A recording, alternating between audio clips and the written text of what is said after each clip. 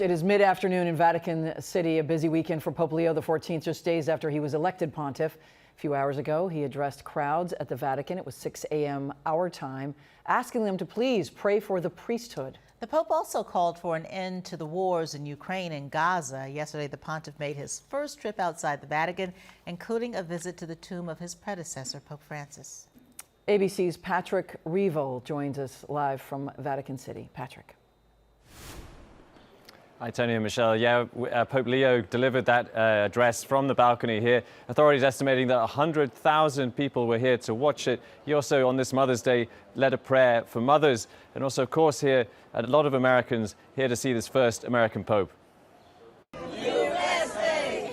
USA! Arriving from the US, waving the stars and stripes as they walk to St. Peter's Square. Excited to witness a first American Pope deliver his first Sunday blessing there. Thousands from all over the world gathering on the square to receive the blessing from Pope Leo XIV from St. Peter's Basilica's balcony.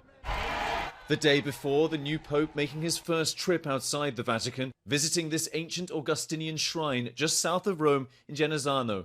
People filling the streets to get a glimpse of this first American Pope. Returning to the Vatican, he stopped at St. Mary Major.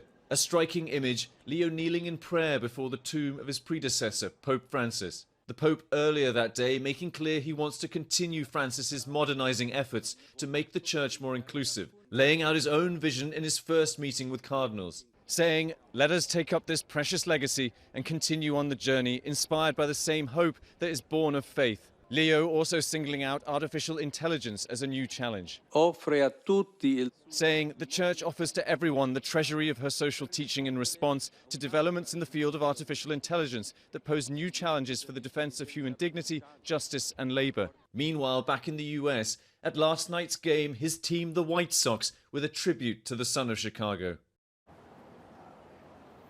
Pope Leo used his first address to call for peace, in particular calling for a ceasefire in Gaza and also for a just and lasting peace in Ukraine. We also just heard from the Vatican that this morning, after the address, the papal apartments were unsealed, have been closed up since Pope Francis's death, guys.